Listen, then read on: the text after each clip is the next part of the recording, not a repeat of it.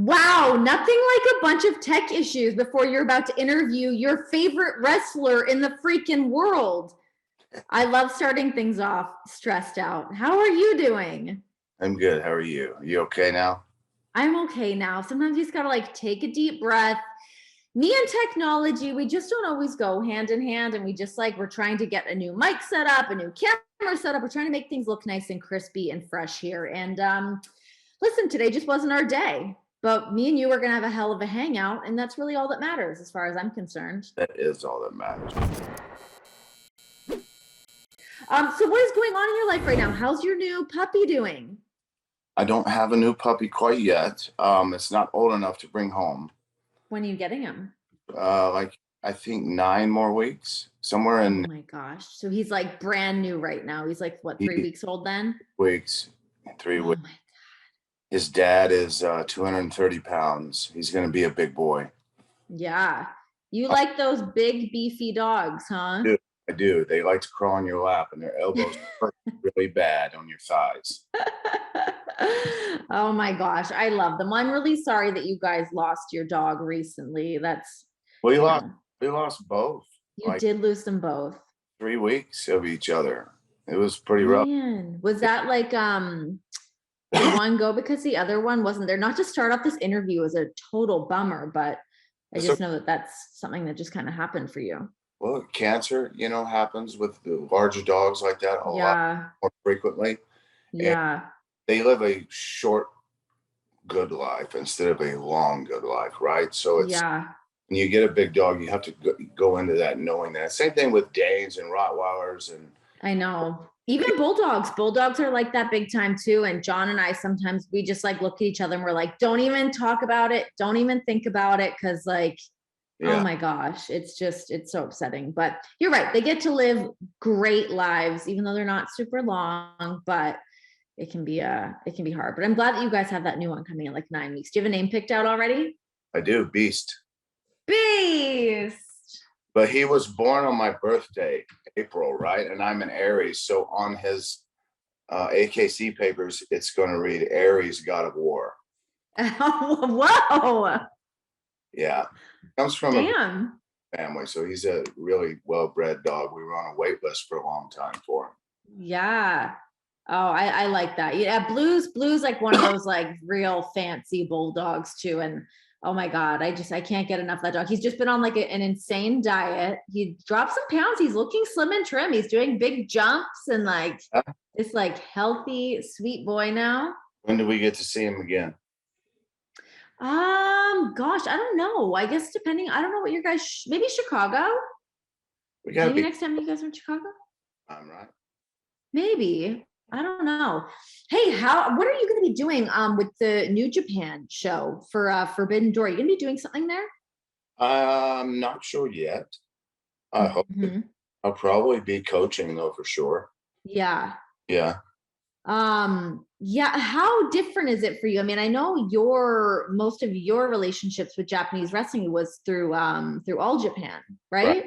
Yeah. How different is that working with New Japan? I think the All Japan is more traditional. They went more traditional American style. Yeah. And things like that and actual storytelling. And the New Japan is more of the, what is it called? The like the strong style stuff, just move after move after move, kick out after kick out. A little different.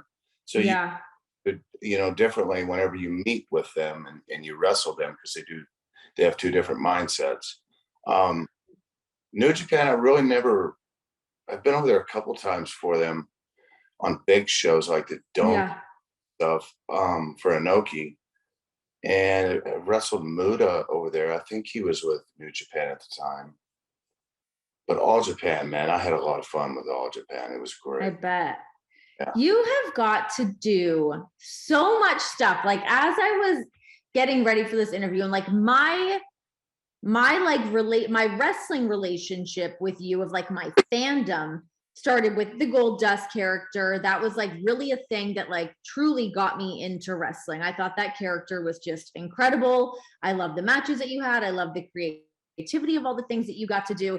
But as I'm prepping for this interview and going back through like the catalogs of all of the things that you've been able to do, as Dustin Rhodes, as the Natural, as the Goldust character, I mean, there's just so much you've been able to do. And looking at your career now, the fact that you are doing the things that you are doing and having the matches that you're having is crazy. Does it feel crazy to you? Like, to just be able to still be going the way that you are, and to be able to have these matches and to have the younger talent see guys like you and Punk have matches, to see the matches that you and Cody had. It feels completely different than the other place.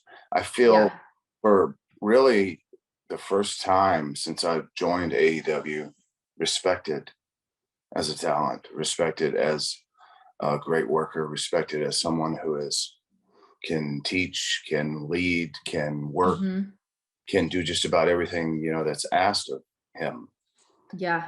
That means a lot to me, and that sticks with me.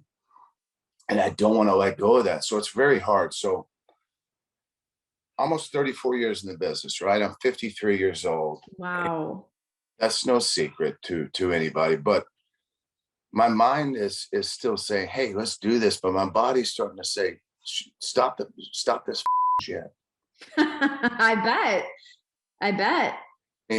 It takes me a lot longer to recover from just a match, but I work sporadically. I'm not like on most nights, right? Every night I work sporadically.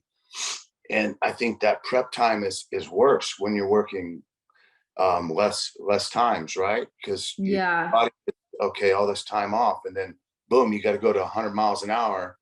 You're stretching, and then you got to get your mind right, and you go out there and you perform at 100 miles an hour, and you get back and you go to bed, and the next day, and then the next day you start to hurt. So everything sinks in, and it lasts right now. It lasts about a week and a half for me. So it's worse. Do you think, like, is there something to like just keeping, like, do you wish that you were doing more matches so that your body wouldn't have as much time to recover? Or do you really need to take that time to have those more sporadic matches, have that downtime to recover, let your body heal, and then set it back up for war again? To be honest, I've wrestled enough. Yeah. I think I've wrestled just about everybody that, you could possibly put me in the ring with. The one that I really just missed the boat on was Randy Savage. I got to work him, but just about everybody else I've worked with, man. And it's pretty impressive, the people that I've worked with, the big names that I've worked with. Right now, for me to go like on a WWE schedule. Oh my God. Tough. Yeah. You get calloused, your body gets used to it again, right? So it might be again, but I have some, my shoulders are pretty banged up and my knees are pretty banged up. So everything has to be, Tony lets me know a few days, before we're going to do this, or a week before. And it's like, so I get a little prep time, to kind of get in the zone for it and really work out and do the right things that I need to do to be prepared for it, right? Before you go in there. And then, like, man, give me a pizza. Right? Yeah. I like that because it's a lot easier on my body, but at the same time, harder on my body. It's time to dig yourself out of that winter hibernation. Spring is here and it's time to get sprung with Blue Chew. That's right. This episode is sponsored by Blue Chew. Guys, confidence can take you very far in life. It can also help in the bedroom, especially when it comes time to step up to the plate. That is where Blue Chew comes in. So Blue Chew is a unique online service that delivers the same active ingredients as Viagra and Cialis, but in chewable tablets at a fraction of the cost. You can take them anytime, day or night, so that way you can plan ahead, be ready whenever the opportunity arises. And the process is simple. Sign up at bluechew.com. Consult with one of their licensed medical providers. And once you're approved, you're going to receive your prescription within days. Now, the best part here, it is all done online. So no visits to the doctor's office, no awkward conversations, no waiting in line at the pharmacy. Blue Chew's tablets are made here in the USA and they're prepared and shipped directly to your door in a discreet package. So if you guys think that you could benefit from extra confidence when it comes time to perform, Blue Chew can help you. Now we've got a special deal here for our listeners. Try Blue Chew free when you use our promo code Renee. That's RENEE at the checkout. Just pay $5 for the shipping. That's bluechew.com with the promo code Renee, and you guys can receive your first month free. Visit bluechew.com for more details and important safety information. And of course, we thank Blue Chew for sponsoring this podcast. What do you attribute your longevity to? I mean, you look great. I don't know what it is that you're doing, but you look really great, and you're a man that's like aging like a fine wine. So what is it? I think, and how long do we have to talk? However long as you want. I mean, ideally an hour would be great. So I think where it all started was when I was having my issues with drugs and alcohol. Mm-hmm. Not to be a Debbie Downer or anything, but sometimes I like telling my story, right? And I love getting into a story. I mean, that's what makes people interesting to me. I love, people have their ups and their downs, and they go through their shit. And I know you've been very open about yours, and you've written about it, and you've talked about it. You were actually the very first person when all this stuff happened with John. You were the first person that messaged me. So I always greatly appreciate that. So I would love to hear more of your story. Okay. So years and years ago, I had an injury to my knee, first time with Shawn Michaels, right? And this was like 96, I think. And I started taking, asking for a couple of Vicodins, some opioids, right? And yeah. Those took the edge off, and I just kept working. You tape it up and you go, because back then we didn't have the doctors on call like we do now, right? Mm-hmm. And Vince one night, he saw me in the bathroom popping a pill. And it was just me and him in the bathroom, and I was painting my face.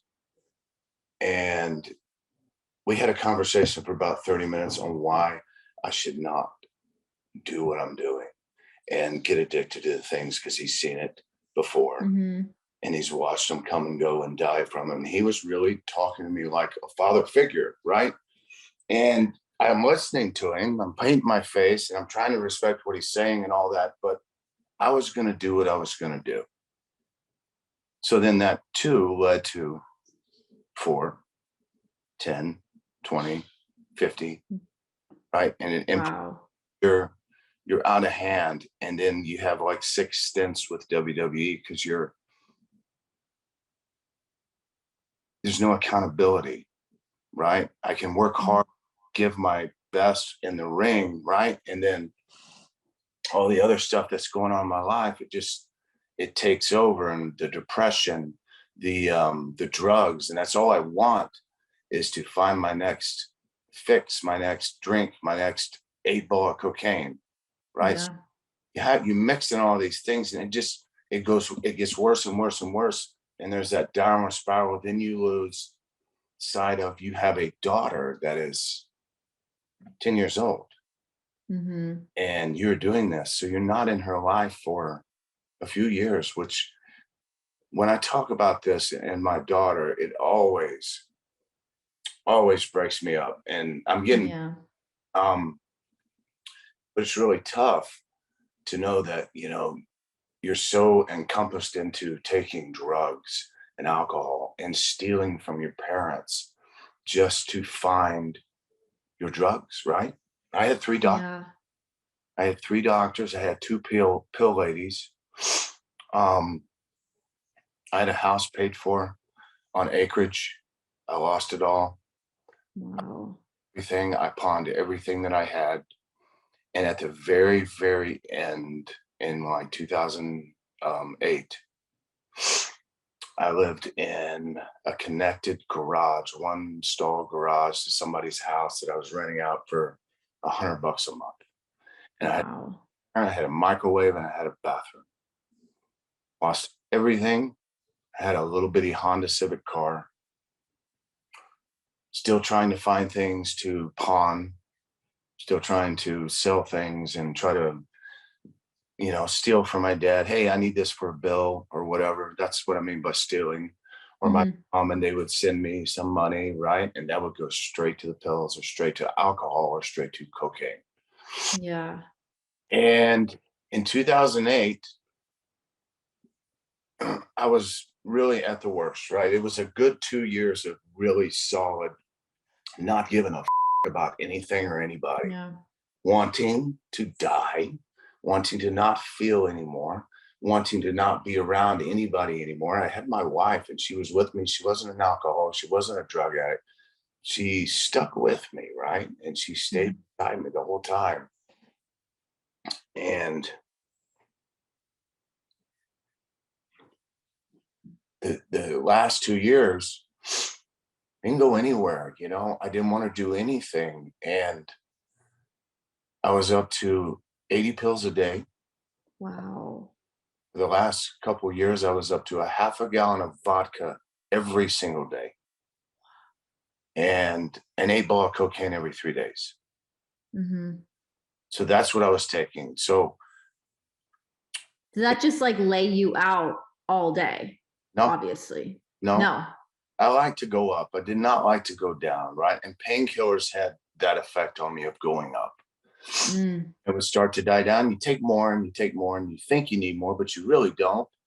And, you know, all the excuses for, oh, it's for the pain and this and that. It's all bullshit. Yeah. You don't, you're f***ed up when you're f***ed up, right? As bad as I was. I didn't know I had a problem. Yeah. And the last, the straw that kind of broke or whatever was, I was laying in bed and I was really drunk and I didn't get drunk. Okay, so something was wrong. Taking so many pills or whatever, and I was so dizzy it wouldn't stop. The next day, same thing. You try to drink, try to take pills, more stuff to kick you out of it. Nothing happened. The third day, I was laying in bed, and I don't know if it was. And I remember my wife, like, I'd get up in the middle of the night, so I would take all the Vicodins and stuff and Wartaps during the day, cocaine, vodka, nonstop, and then take Xanax to come down at nighttime. Very dangerous. Very dangerous. They're very hard to come off of, and they'll kill you. I was up to like 8 or 10 of those, the big ones. Wow, holy! I would wake up in the middle of the night, and she would look at me, and I would pop 2 more, thinking I can't sleep when I was just asleep, right? Or then I would get up and I would go in the little kitchen area, the kitchenette thing that I had, and I would make a pizza. I was 300 pounds, right? That's all I did was drink Mountain Dew and vodka and eat pizza constantly. That's all I did. And that's when I real late at night like that. And then go back to bed, wake up, take more pills. So the third day of that little downward rock bottom, I guess, divine intervention or something. It was 3 a.m, raining outside. My dad had given me a prepaid cell phone. So I had a cell phone. It was a flip phone, but it was like, whatever. I didn't use the internet. I didn't use anything like that. So I woke up and Terrell is laying next to me and I say, I've had enough.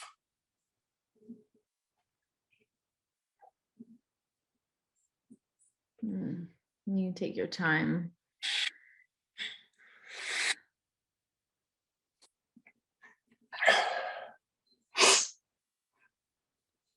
I told her I'd had enough and I wanted to go call my dad. Yeah.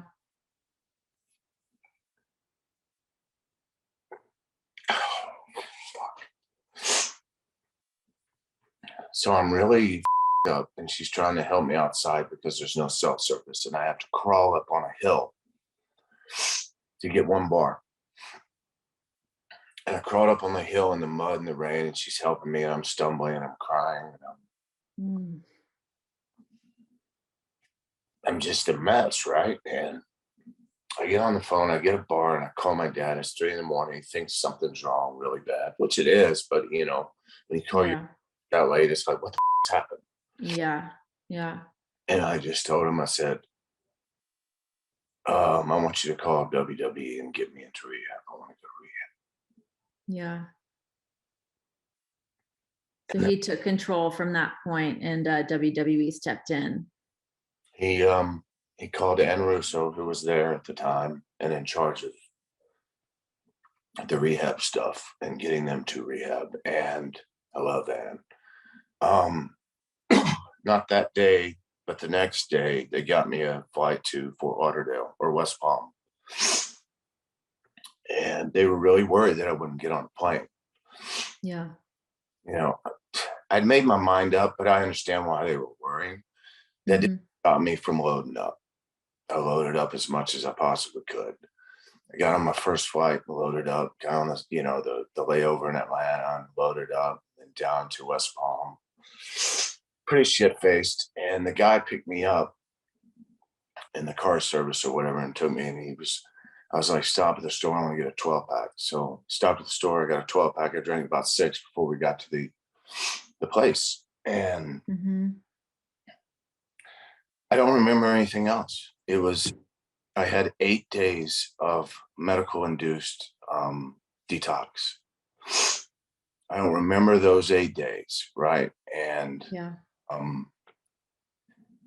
they weaned me off of the things professionally, right? Because when you have much alcohol, it's dangerous as fuck. Just to they would get honor that feeling, right? Or that but I was pretty out of it the whole 8 days.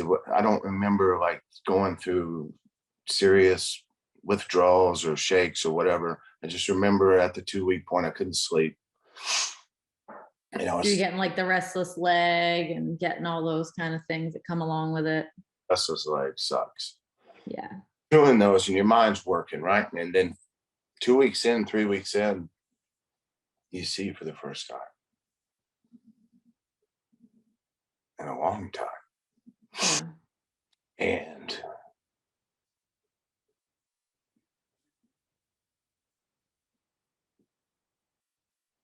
your parents come visit, your wife. Everybody knew you were so fucked up, but you didn't know what kind of pain it caused them, right? Certainly didn't know what kind of pain it was causing me. We don't know. We don't know when we're too far gone. Yeah. There's no, hey man, I can do this. I can do this myself. It is impossible. It is impossible for anyone that hears that. If you are bad off, man, you need to seek help. But it only works when you're ready. And that's what a lot of people don't understand, because people have gone to rehab many times that we know. Yep. And they've gone back and back and back and back 10 times, you know? Yeah. Weren't ready. I was ready. So I made the decision once they got me pretty cleaned out and I started seeing some things for the first time, right? In a long time,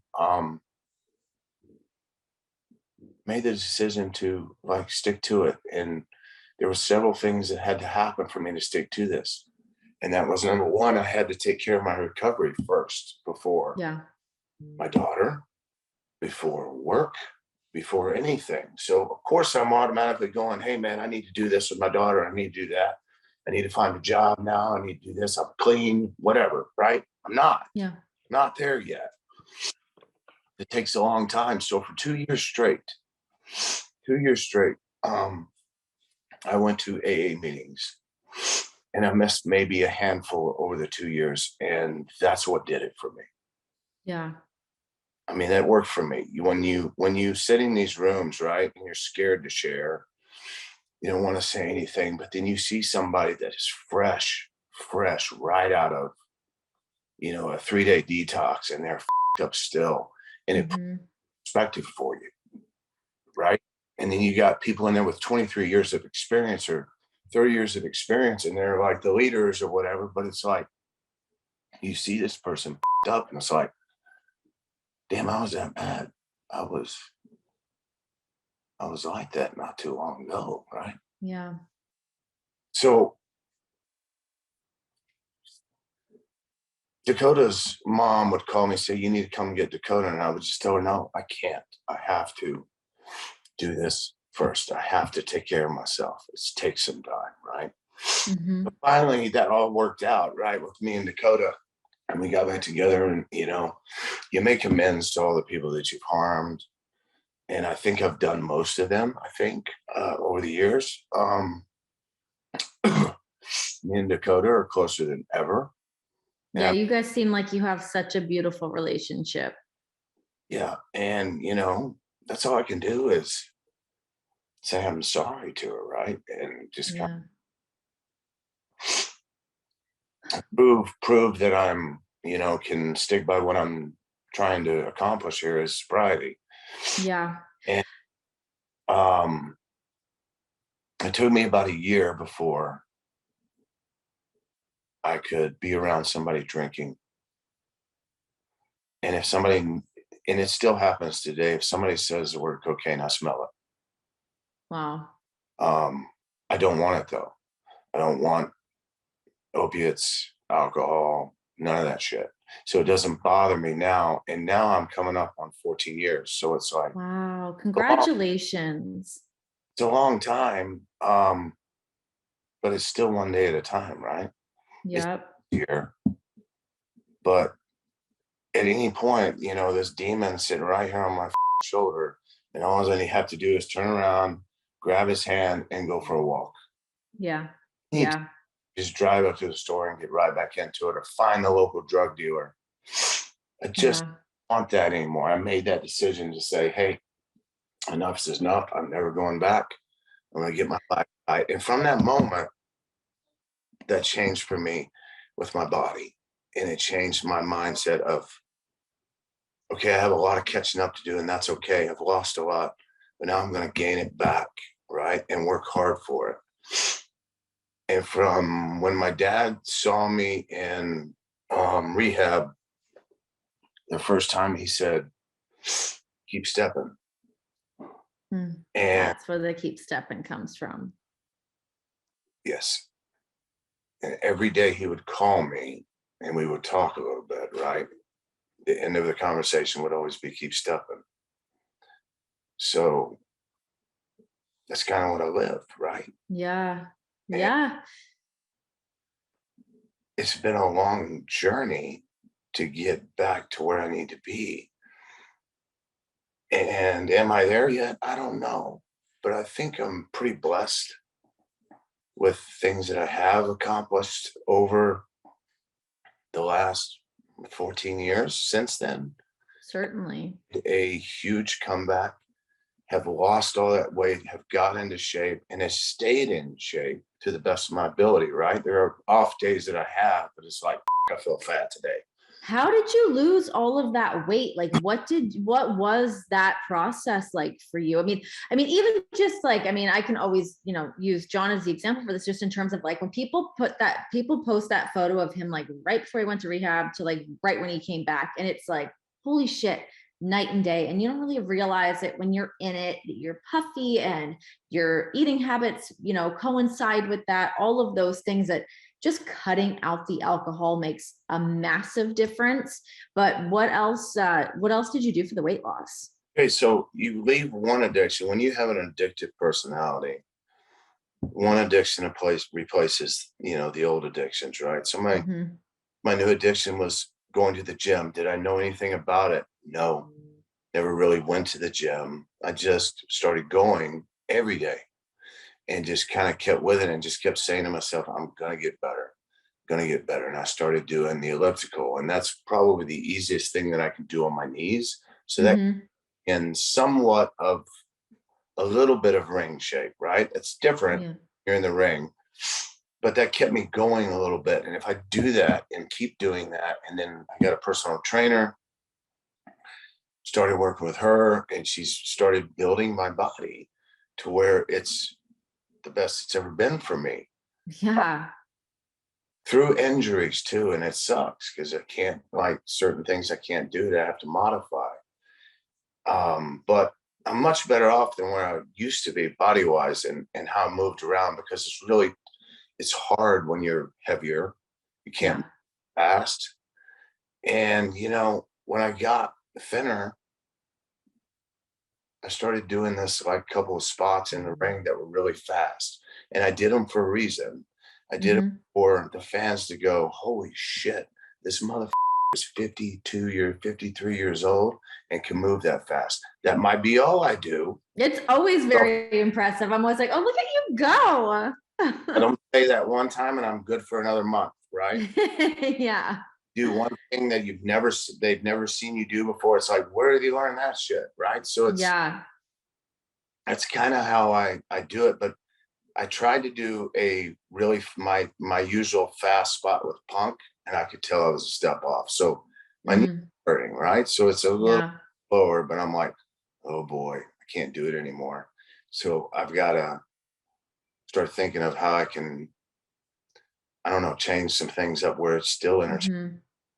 Because that's what we do. We try to grow our characters and make them better, and something new they see or whatever it is, a character. Yeah.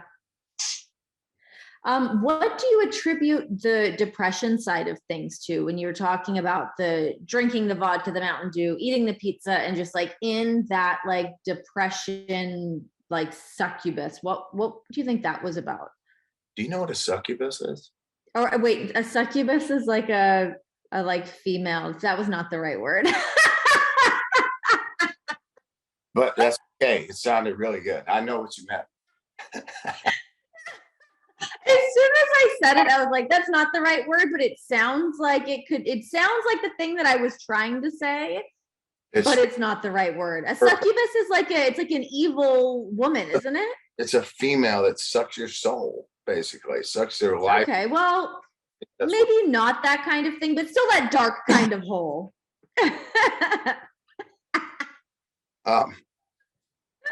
I think early on when I was growing up, Dad left, when I was, I think 4.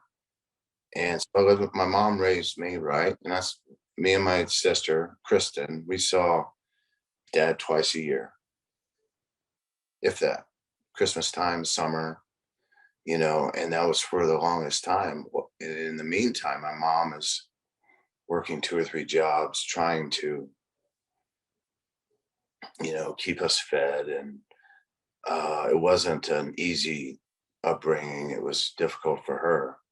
And of course, her kids are going to make it more difficult on her, right? Sure. Things running around. But then she hates when I talk about these things. And I know she's got cancer right now and she's in a bad way. And she's I'm sorry to hear that. Doing good, right? So yeah. But she married a couple of really bad husbands. And me and my sister were privy to a lot of physical abuse. And I think maybe that could have something to do with it. There was a lot of alcohol involved. Yeah. There was a lot of physical shit going on, right? And we're just young. We're in the hall, I'm just got my arm around my little sister and we're just cradled there and we're just trying to hope mom doesn't die, right? And went through a couple of husbands that were like that. Both of them were. And then her last really good to her, really, really good. But he died of cancer. But he was so I would just drink beers with him and we played cards all the time. It was fun as hell every time he came in town.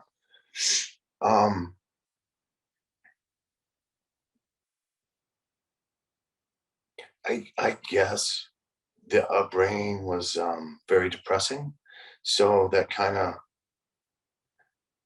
it does something to kids, Certainly. You see things like that. Yeah. Even when you think you've forgotten stuff or that it's not completely manifesting itself like within your body, stuff creeps up every now and then that like your whole body remembers certain things and certain moments. And being a kid and feeling afraid a lot can like be awful. Because these men were huge, right? And they got these beards and they're just like very scary looking to us. Yeah. There's nothing we could have done if we would have went in there and just said, get off my mom, There was one time when I got a little older, second husband, I went in there and screamed at them, right? And they stopped. But it was like, I remember the second husband breaking my mother's finger. Oh my gosh. Wedding ring in the grass. And the next day I spent all afternoon looking for it. Yeah, childhood stuff is just like that. There's no way to just shake that stuff off. And as much as you can like move on and you become an adult and you feel like you're not that kid anymore, that stuff just sticks around no matter what. Trauma, trauma. Yeah. Trauma. Yeah. When did you start to rebuild your relationship with your dad? Like if you weren't seeing him very often, obviously he's on the road, especially what that wrestling schedule used to be like. I mean, we look back at like the WWE schedule, which can like make your head spin, but what it used to be like even prior to that was worse.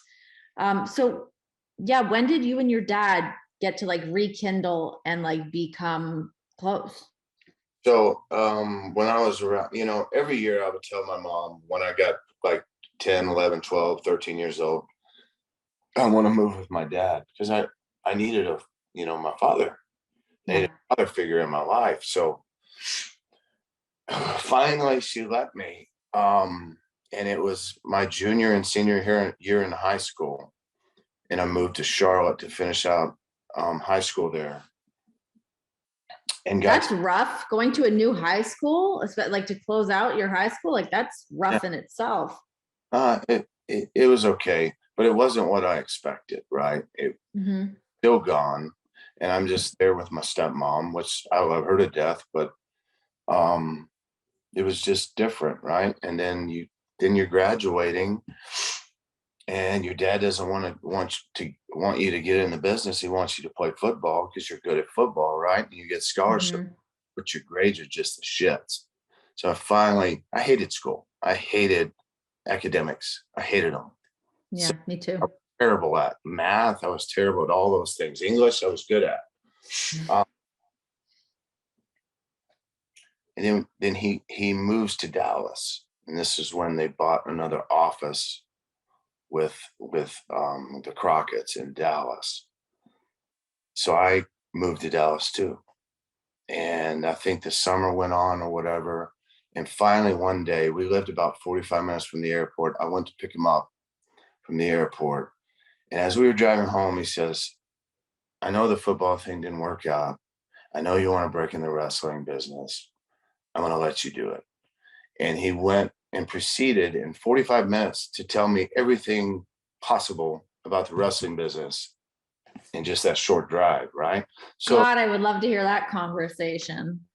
It was just like some of the terminology they used and some of the etiquette and things like that. And he said, tomorrow, I need you to go to I think Champs Sports was a big store. I need you to go get a referee shirt and some referee pants. There's just some black pants, slacks, right? And you're going to drive to Amarillo while he flies on the jet. Right? I was driving my little truck. And he said, you're going to pay for your hotel. You're going to do all this stuff. And you're going to start figuring out how to do this. And I was like, yeah, man, I couldn't wait. I'm nervous as shit. I don't know how to referee matches, right? So Amarillo sold out. Tommy Young, I don't know if you remember him. Do you? No. Referee from back then. Okay. Tommy Young was sitting ringside because he was not ringside, but they had a table at the ring, right? Not away from the ring, but at it. So he was okay. I didn't up. That gave me 2 matches referee. The first one went good, right? I did everything I was supposed to do. The second one was between the Rock and Roll Express and the Midnight Express. Wow. They're tag team matches, and there's a lot going on in tag team matches. Yeah. 18 years old, and I'm like, oh shit. Okay. And I did everything right, okay? But I went down for the count on the 1, 2, 3, and I lifted Robert and Ricky's hands up, and Tommy Young, and everybody in the building is laughing. And I'm like, oh shit, I up. I did something wrong. I'm thinking to myself. And I look at Tommy, and he's looking at me, and he points to my crotch. And I had ripped my pants. No. I I bought cotton Dockers. I didn't know. It stretched from the front all the way to the back, and I had no drawers on. None. My balls were just free fall. They're just for everybody to see. A gift for the people in Amarillo. And I look back the curtain is, and it's a sellout, right? There, you can see them back there laughing their up, and I'm just like, oh my God. Oh my God. That's horrifying. That's like literally like people dream about moments like that happening. It's a full nightmare. Oh my God. That was my break into the business. Hey, there was nowhere to go but up from there. And it did. It went up. What is your, I guess, feelings and like relationship that other people have with your dad? Whether it's fans, whether it's peers. I mean, he was somebody that just obviously, you know, he's Dusty Rhodes. Everybody loves Dusty Rhodes. But what is like your reaction to the people that love him and the people that got to work with him and spent time with him, especially a lot of the talent that came up through NXT, that he really helped shape a lot of those people's careers? You know, Dad was, when he was home, he never talked business, ever. He left it at the office, right? So we got him at home fully, whether he was tired or not, and sit down and watch baseball or watch a Western movie with him. That's what we did, right? We'd go out to eat, stuff like that, and just have normal conversations. When he left to go to work, and when I first started seeing it, when I worked for him, it's very different. Yeah. Different, very professional, something I haven't like dealt with yet in life, right? And he was telling me, you need to do this, you need to do that. And even when something's really good, you still want it from your father that you did an awesome job, right? And he was still saying, well, I've done this, I would have done that early on. And then as we got later into like the NXT days you're talking about with Dad and him helping and mentoring and coaching and doing all the wonderful things, people grow. And I watched him grow early in the business and being in control of things, stepping away, going to work for another man, right? And Vince, and taking something that was given him as who knows if it was a rib or not with the polka dots, and then him over because he was Dusty Rhodes. And there's nothing that you could do to Dusty that was going to, you know, have the people go, oh, whatever, this is Dusty. We like him in polka dots or whatever. So he took that, right? And he did the very best good because at that time it was financial and we needed the money, right? So it's like, and then he goes on from there and he does great things. And then I come into the picture and we start working together and I get to tag with my dad in Japan. Yeah.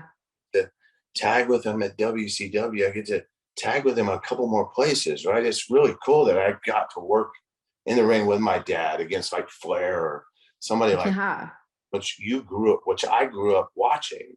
The W guys, right? The NWA, the 80s, and you know, world class. I didn't watch WWF back then.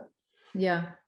I just watched the Georgia Championship Wrestling, right? Or the NWA and a little bit of AWA, but a lot of world class. So when I was in high school, though, I saw it firsthand, just how big the NWA was in the Carolinas. It was and he let me drive a golf cart to one of the Great American Bashes, drive the wrestlers to the ring. You know, me and my friend Gene Anderson's son, Gene and Ola. You remember them? The group. Yeah. His son Brad and I went to high school together, and we were friends, and we both got to drive wrestlers to the ring. And I remember one night, or the one drive that I drove Nikita Koloff and Ivan Koloff, and they were really, really heated at that point, right? Hated those mother bad. I'm in the ring and I look out in my right peripheral and I see a whiskey bottle being flung, and it goes right by my head, and I'm, God damn, give me the ring. I was like terrified of Nikita anyways at that point. I was just like, oh my God, he's so larger than life, and all that I grew up watching. And here I am in the middle of it, right? But this is like before I broke into the business. And it was so cool. So 80s stuff for me was really the best stuff. And then you grow, watched him grow into the dusty stuff with the polka dots, and then the stuff with me and Cody, and back together again, all three of us, and then him NXT, and kind of finishing out there and watching, and going to several of his promo classes. Oh yeah, love those. With like Charlotte and all, Sasha and all the girls there, young, right? Very passionate and hungry for the business. Yeah. But promos for the first time.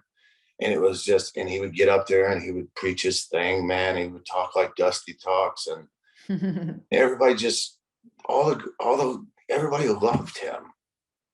Yeah. Loved him. It was a pretty special thing to see.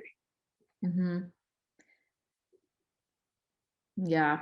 I mean, your dad he touched everybody. I mean, my moments of being able to work and watch him, and I used to sit behind him in all the production meetings, and just to like see his brain work, to see his relationships with everybody else that was working there. I mean, you think of all the people in those production meetings, from Hunter to Michael Hayes, Shawn Michaels being in there, just being able to see those relationships and to see your dad. And yeah, I mean, just the way that he was able to help shape so many of like the huge stars today. It's so impressive to see. And I mean, yeah, it's just the relationships that I come back to, that everyone loved him. And another thing that I saw from Dad was he never had a crossword for like anybody in the business, man. I mean, he never, and I have a bad habit about that, right? I've gotten a bad habit about saying things that I don't need to say, just to myself or to my wife, right? But it's still like, I'm at home, I don't need to say these or think these things. Yeah. He was really a good man. Yeah. And he did things right there at the end, the best that he possibly could. And you could see it. And that's why all the kids talk about him today, right? Yep. Because they got that firsthand. They got the best, probably the best Dusty version of his life at that. Yeah. And what do you think your dad would have thought of Cody's promo on Monday Night Raw when he showed back up on WWE? I knew Dad always wanted us to be happy, right?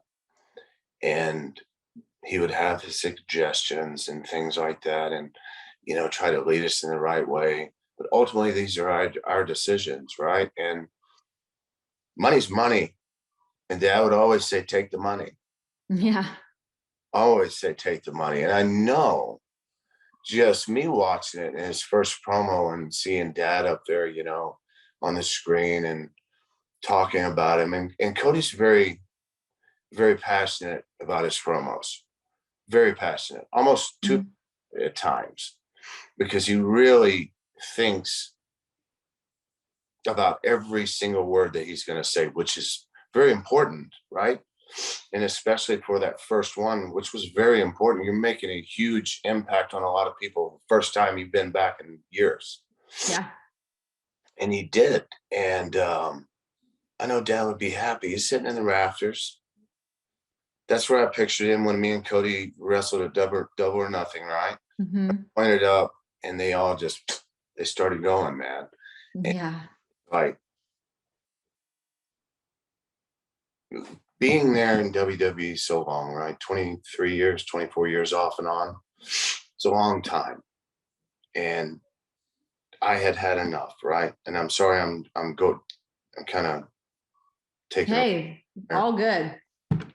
But then having an opportunity to work with my brother, and I've talked about this a lot over the last couple of years, being in there and not knowing what to expect with an AEW audience, if it's different than WWE audience or what. I had no idea if I was going to get any reaction at all. And just the fact that we went out there and I got a reaction, and the match was like, just for me and him, perfect.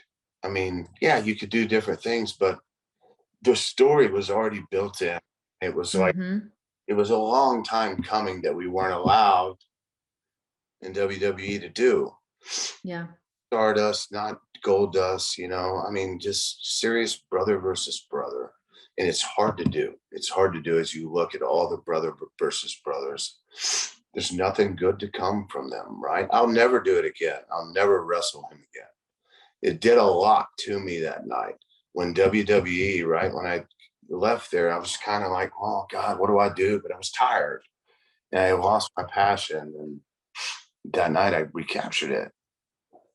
And it was a very special night. Probably the most special night I've had so far ever in the business. Yeah.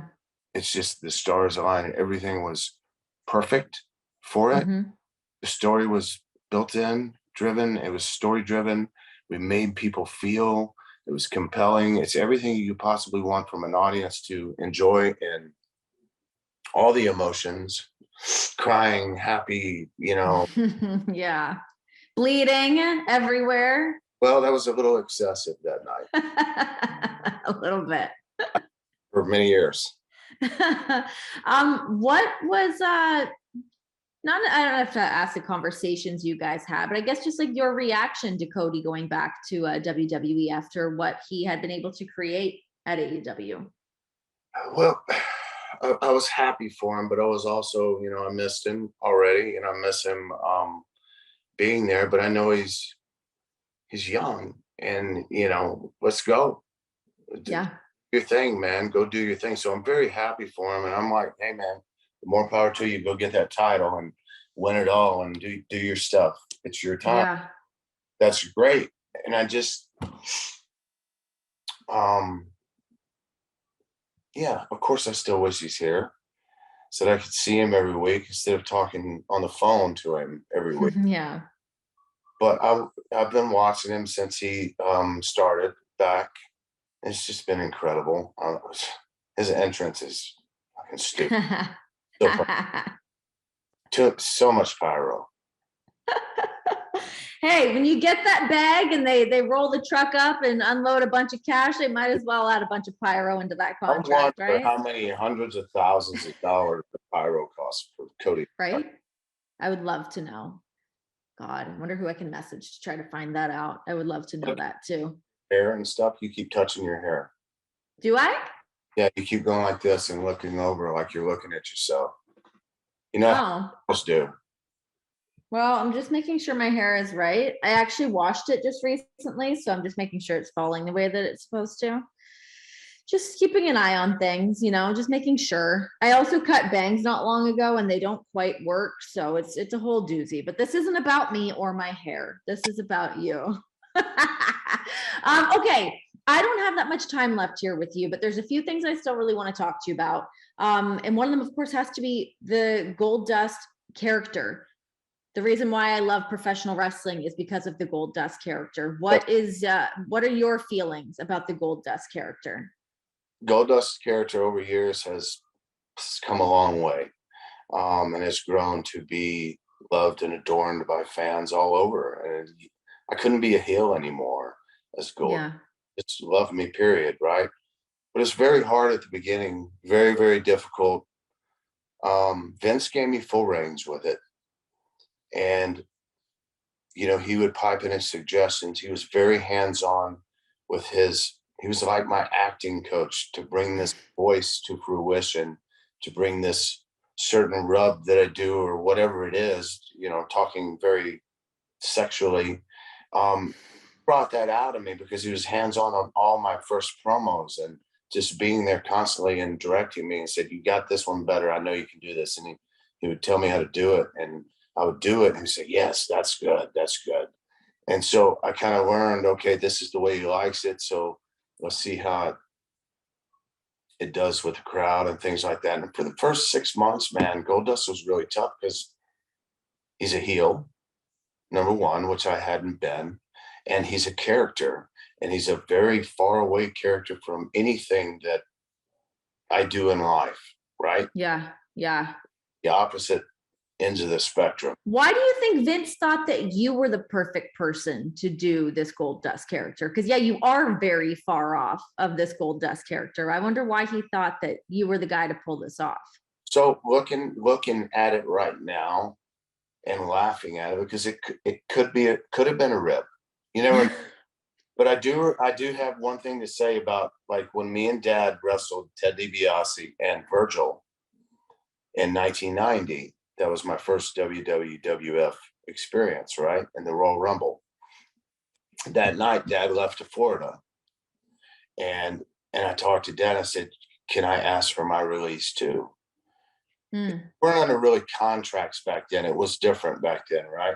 So I went to asked him, and he said, of course, yes, you can. And then he grabbed Dad aside, and Dad told me this years later, and he said, you take him now, but I'm going to bring him back and make him a star. So there's little things that, okay, could this be a rib, or is it a serious thing? And he sees something in this character. I don't know. It kind of, but it took me a long time to figure that shit out. And Savio Vega was the one who coaxed it out of me with the rubbing on his body and shit. And that shit worked like that. Yeah. How do you think the Goldust character would work today? I mean, I know it wasn't even all that long ago that you still were wrestling as Goldust, but to bring a character like that into professional wrestling now, it absolutely would not work, because the way Goldust was portrayed back in the 90s, right? He was very androgynous. We would never say the word gay. Yeah. Androgynous means what it means, right? What is it? He or her? What do they do? What do they like? Not a succubus. That's not the right word. Or an incubus. Or an incubus. So yes. I don't think it will work, because those things back then were like way ahead of its time, right? You talk about issues like that. They were frowned upon. They were looked down upon heavily, because they got lots of letters saying that they weren't going to let their kids watch this shit anymore. You know, moms are upset, but the ratings kept getting bigger and better. So we were doing something right, but it was just very pushing the envelope as far as you could possibly do it, stepping over that line. And today, trying to do something like that, no, because I think it's our society, you know, our culture is it's accepted now, right? So if I did that today, they would protect me like crazy. Out of the woodworks protecting me, right? Of course, you have your few conservative people out there that just, you know, look down on shit like that, and it's like they're never going to change. There's no progression at all in their lives. Yeah. They're stuck in the Stone Age, and it's like, it's 2022. No, it would not work today. Yeah, no doubt. My opinion. No, I agree. I think most would have to agree with that. But at the time, it was just so ahead of its time. The character was incredible. I mean, I was actually just rewatching back the Hollywood Backlot Brawl this afternoon as we were getting ready for this interview, because that is my favorite wrestling match of all time. I love the Hollywood Backlot Brawl. That was the first, what do you call it? When like the cinematic style? Cinematic. That was cinematic, I think. It must have been. Yeah, right? I mean, because they were cutting back and forth to you guys, to like the Bronco chase scenes. Yeah. What a time. Oh my God. We both went to the hospital that night. You did? Yes, he broke his hand.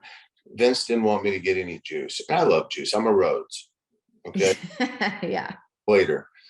He didn't want any juice, so I talked to Roddy into busting me open the hard way.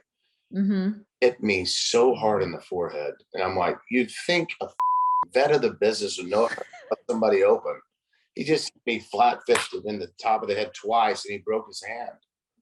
Oh, no. Watch the second shot to my hand. You can hear it pop. I promise. Oh, God. What did you have to go to the hospital for? What injuries did you have? Concussion. From that. From the punch to the head. Bleed. he just he hit me so hard, my brain just rattled, right? But oh my God. hard up here. It's not like getting popped in the chin or something like that.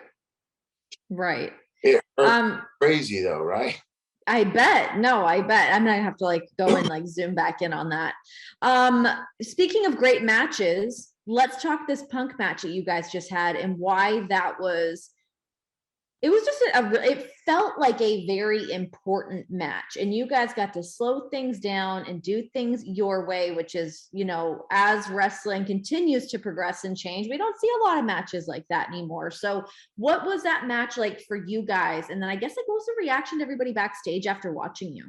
So I was talking to Tony about it, and I was like, I will not do this unless it's 20 minutes or over. Yeah. Don't want this to be fucking fast ass match, right? Let me tell a story. So we got 19:30 or something like that, close enough. He's always been a dream match of mine to have. He's one of those bucket list things that, oh man, I never got to work CM Punk. I've tagged with him, I've been in ring with him with WWE and stuff like that. But man, he was a world champion. He was a top dog. I've always wanted to be in there and see what he is capable of doing wrestling wise.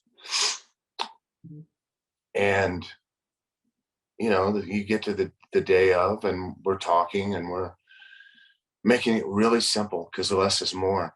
And my big thing, I told him, I said, look, I don't care about all these moves that we're going to do, right? Or whatever. I just want to make the people feel something. Mm-hmm. Where it is. If I'm invoking some kind of emotion or they're feeling something, we've got them. That's it. So we did that, and he sold an arm and I sold a leg. It's very simple. Babyface versus babyface. You're selling, he's selling. It gets a little heated. We start slapping each other, and then it's not really he's the heel or I'm a heel. It's just two guys slugging it out, having a pro wrestling match, right? Yeah. And who had the match? Was it Dax that had the match with him? I'm trying to remember. It was Dax, yes. Dax. It's awesome, right? Dax, yes. All the time. It was different than ours, though, right? Mm-hmm. Ours was a little slower, but at the same time, you're looking around in the arena and you start seeing them standing up at certain times. And it's a build, right? It's all part of a story. And I love to tell stories.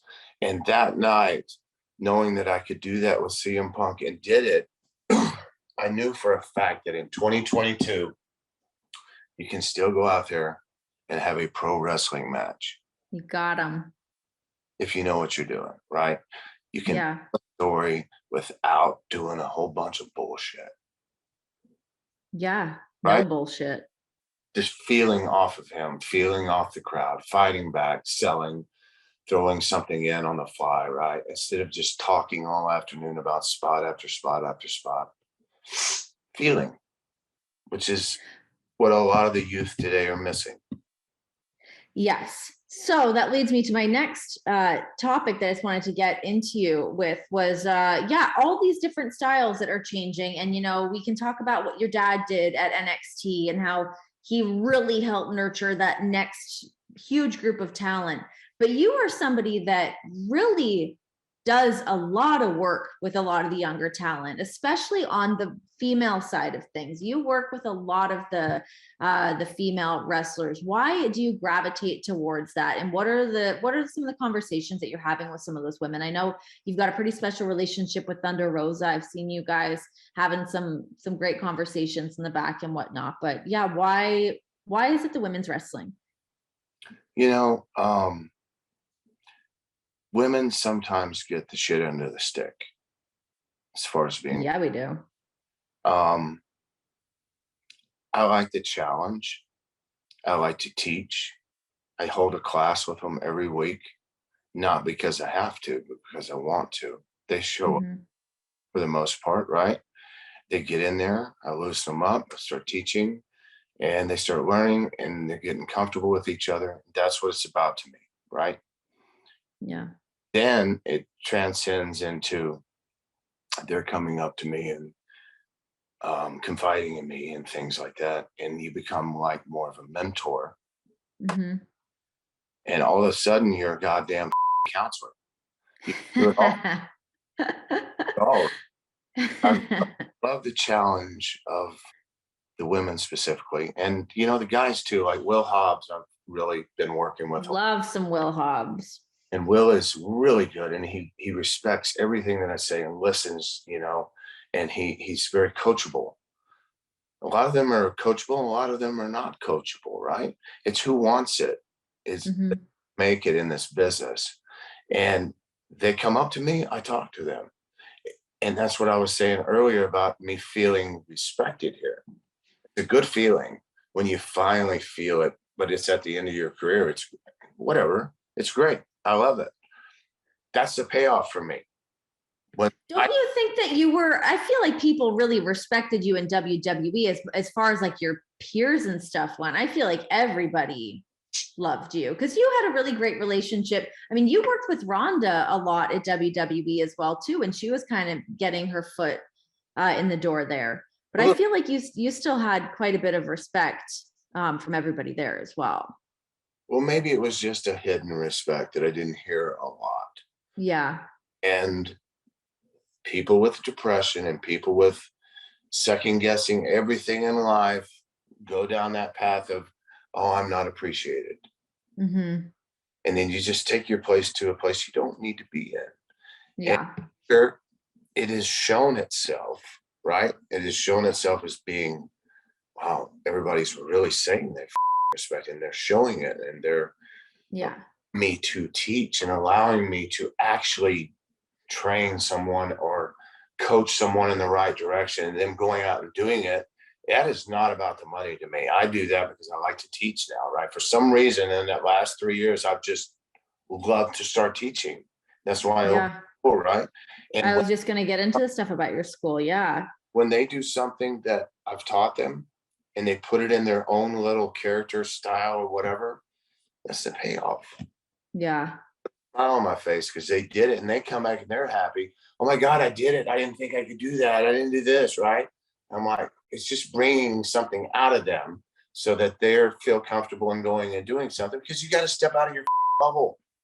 And it says a lot too about being able to take the time at TVs when you're on the road to take that time with whoever it is that's going to show up and, you know, be under the learning tree of Dustin Rhodes. But yeah, the fact that you have your own wrestling school now as well, and you're still bringing in more people and going through more talent and teaching them the things that you have been through, the things that you've learned. It's really, yeah, it's cool to see. I kind of want to do it. Let me come hang out. Would you? I would love to. I would love to. Please. Yeah. Cool. I'm in my 5th camp. Yeah, I should. We've just. Wow. How long do the camps run? 12 weeks. Mm-hmm. So we do 3 a year, 12 weeks each camp, and I'll take a month off in between because I need it.